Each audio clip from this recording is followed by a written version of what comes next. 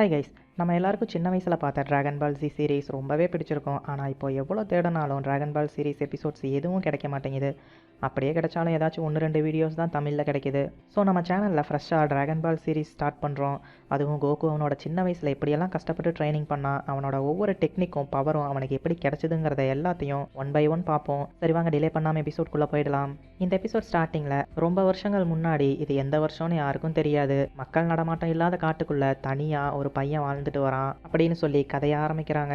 இதுதான் நம்ம சின்ன வயசு கோகு. காட்டுக்குள்ளே போய் விறக வெட்டி எடுத்துகிட்டு வந்துட்டு இருக்கான். அப்படி அந்த விறகு மேலே நின்றுட்டு உருட்டிட்டு வரும்போது ஒரு கல்லில் தட்டி விடவும் அது வேகமாக உருண்டுட்டு போகுது. ஆனால் கோகு ரொம்பவே சாதாரணமாக அது மேலே உருட்டிட்டு போயிட்டு இருக்கான். எங்கடா நம்ம கீழே விழுந்து அடிபட்டுடுமோ அப்படின்னு சொல்லி எந்த ஒரு பயமும் அவனுக்கு இல்லை. காட்டுக்குள்ளே தனியாக இருக்க அவனோட வீட்டுக்கு அந்த விறகை கொண்டுட்டு போனதும் கொஞ்ச நேரம் வார்ம் அப் பண்ணிட்டு அந்த மரக்கட்டையை தூக்கி போட்டு அவன் கையாலேயே உடச்சி சின்ன சின்ன விறகுகளாக ஆக்கிட்டு, சரி இப்போ விறகு ரெடி ஆயிடுச்சு, ஆனால் ரொம்பவே பசிக்குது, என்ன பண்ணலாம் அப்படின்னு நினச்சிட்டு இருக்கும்போது அந்த பக்கம் ஒரு குட்டி காரில் ஒரு பொண்ணு நம்ம கோகு இருக்க காட்டுக்குள்ளே தான் வந்துட்டு இருக்கா. ரொம்ப நேரம் வண்டி ஓட்டிட்டு வந்த களைப்போ என்னமோ வண்டியை விட்டு கீழே இறங்கி அவளோட பேக்ல இருந்து ஒரு கிளாக் மாதிரி ஒன்று எடுத்து, நம்ம பக்கத்தில் வந்துட்டோம், இன்னும் கொஞ்சம் தூரம் தான் அப்படின்னு சொல்லிட்டு திரும்பவும் கார்ல ஏறி கிளம்பிடுறா. அந்த பக்கம் கோகுவோ அவனோட ஸ்டிக்கை எடுத்து வச்சுக்கிட்டு அவனோட தாத்தா ஞாபகமா ஒரு கோல்டன் பால் வச்சிருப்பான். அதை பார்த்து அவன் ப்ரேயர் பண்ணிட்டு, நான் சாப்பிட்றதுக்கு ஏதாவது கிடைக்குமான்னு பார்த்துட்டு வரேன் தாத்தா அப்படின்னு சொல்லிட்டு கிளம்புறான். அந்த பக்கம் திரும்பி 2 ஸ்டெப் எடுத்து வைக்கிறதுக்குள்ளலாம் அந்த கோல்டன் கலர் பால் இப்போ மின்ன ஆரம்பிக்குது.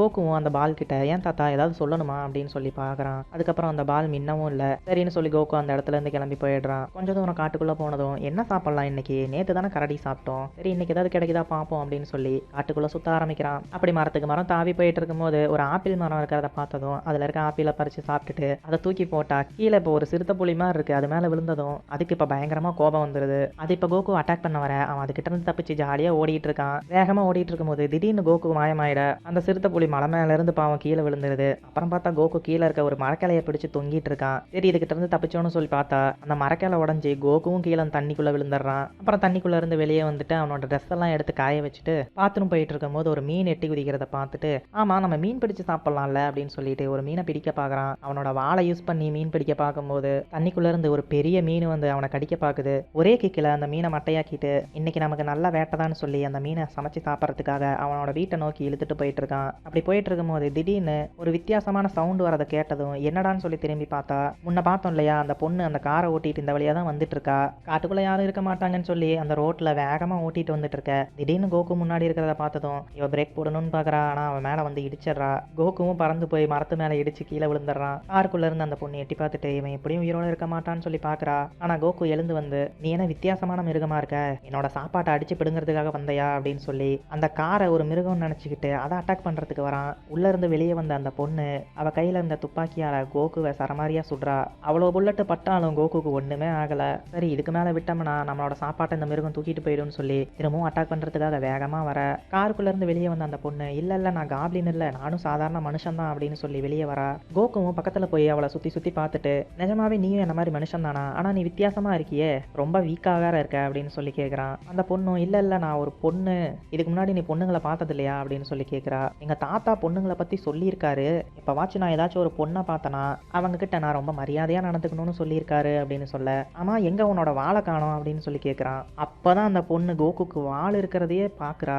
என்னையே ஏமாத்த பார்க்குறியா, ஏதோ வாள் மாதிரி ஒன்று எடுத்து உன் பின்னாடி சொருவிட்டு என்கிட்ட விளையாடுறியான்னு சொல்லிட்டு, உன் தாத்தா எங்க அப்படின்னு சொல்லி கேட்க, கோகுவும் என் தாத்தா ரொம்ப வருஷத்துக்கு முன்னாடியே இறந்து போயிட்டாரு, நான் தனியாக தான் இந்த காட்டுக்குள்ளே இருக்கேன் அப்படின்னு சொல்கிறான். சரிவா நீ ரொம்ப தூரத்துலேருந்து வர, நான் உனக்கு சமைச்சு தரேன் அப்படின்னு சொல்லிட்டு வேகமாக கோகு அவனோட மீன் எடுத்துட்டு வீட்டுக்கு கிளம்ப பார்க்க, அந்த பொண்ணும் அவளோட பேக்லேருந்து திரும்பவும் அந்த கிளாக்கை எடுத்து பார்த்துட்டு, இது எங்கேயோ பக்கத்தில் தான் இருக்குது, ஒருவேளை இவன் தான் அதை வச்சிருப்பானோ அப்படின்னு சொல்லிட்டு அவன் கூடயே அவன் வீட்டுக்கு போகிறான். அப்படி வீட்டுக்கு போகிற வழியிலேயே 2 பேரும் அவங்க பேரை கேட்டு தெரிஞ்சுக்கிறாங்க.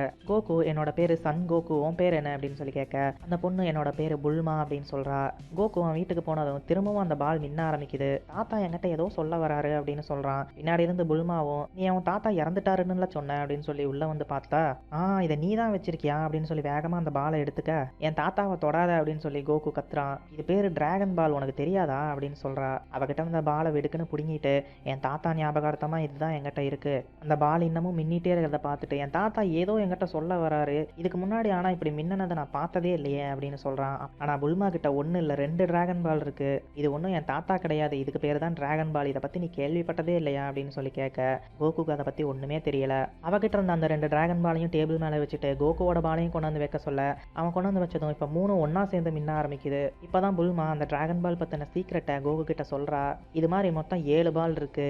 ஒவ்வொரு பால்லையும் அது எத்தனாவது பால்ங்கிறத அதில் போட்டிருக்க ஸ்டாரை வச்சு கண்டுபிடிச்சிடலாம். பாரு உன்னோட பால்ல 4 ஸ்டார் இருக்கு அப்படின்னு அந்த டிராகன் பால் பற்றின சீக்கிரட்டை புல்மா கோகு கிட்ட சொல்லிட்டு இருக்கும்போது, அதே போல் அந்த பக்கமும் ஒரு குரூப் இந்த டிராகன் பால்ஸை தேடிட்டு இருக்காங்க. அந்த குரூப்பில் இருக்க ஒரு பொண்ணு மற்ற 2 பேர்கிட்டையும் இந்த டிராகன் பால் பற்றின சீக்கிரட்டை சொல்லிட்டு இருக்கா. அதாவது 7 பாலையும் கலெக்ட் பண்ணி ஒரு மந்திர வார்த்தையை சொன்னால் இந்த டிராகன் பால்ல இருந்து உண்மையான ஒரு டிராகன் வெளியே வந்து நம்ம கேட்கக்கூடிய ஆசையை நிறைவேற்றும் அப்படின்னு சொல்லும் போது, அந்த குரூப்பில் பூனை மாதிரி இருக்கான்ல இவன் தான் அந்த குரூப்புக்கு ஹெட்டு போல, அப்போ நான் தான் இந்த உலகத்தையே ஆள போகிறேன் அப்படின்னு சொல்லி சந்தோஷப்படுறான். ஆனால் ஒரு முறை நம்ம விஷயம் கேட்டதும் இந்த 7 டிராகன் பாலும் காணாமல் போயிடும். திரும்பவும் நம்ம உலகம் ஃபுல்லாக தேடி இந்த பாலை கண்டுபிடிச்சி 7ஐயும் ஒன்றா சேர்த்தாதான் அடுத்த விஷயம் கேட்க முடியும் அப்படின்னு சொல்கிறா.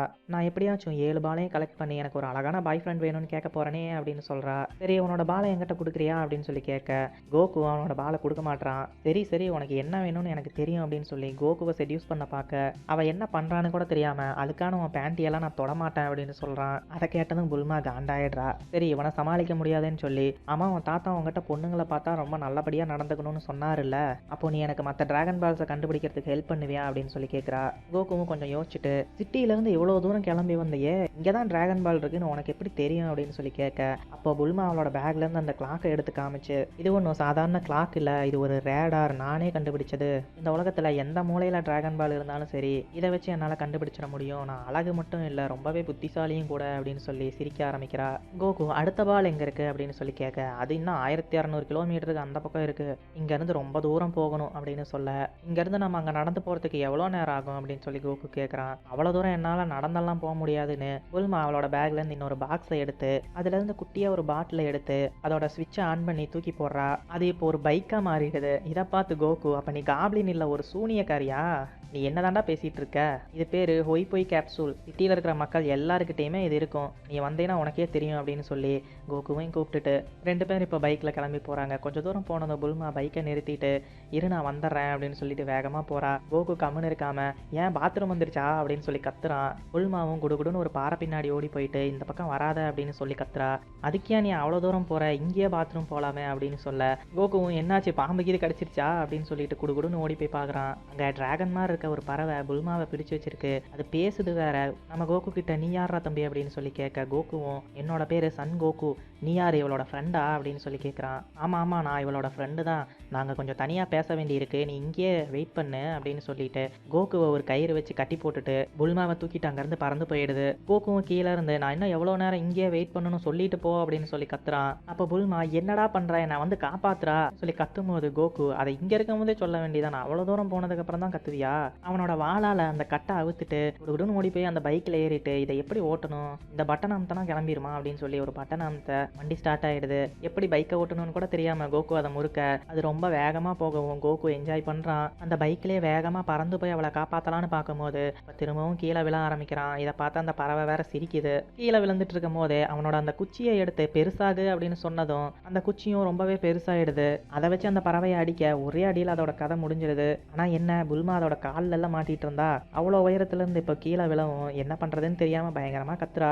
கோகு அவனோட கையில் வச்சிருந்த அந்த குச்சியை சின்னதாக்கிட்டு புல்மாவை நோக்கி தூக்கி போட அது அவளோட ட்ரெஸ்ஸில் மாட்டிட்டு ஒரு மலை மேலே போய் குத்திட்டு நிற்கிது. பாவம் பாத்ரூம் போகணும்னு சொல்லி பைக்கை விட்டு இறங்கினா. இப்படி தான் கோகுவும் புல்மாவும் ஃபஸ்ட்டு மீட் பண்ணிக்கிட்டாங்க. போக போக கதை இன்னும் சூப்பராக இருக்கும். கோகு அவனோட சின்ன வயசில் ரொம்பவே சுட்டித்தனமாகவும் வெளி உலகத்தை பற்றி ஒன்றுமே தெரியாமல் ரொம்ப வெகுலியாக வளர்ந்துருப்பான். இந்த வீடியோவுக்கு ஒரு லைக் பண்ணிவிட்டு நம்ம சேனலை மறக்காமல் சப்ஸ்கிரைப் பண்ணிக்கோங்க.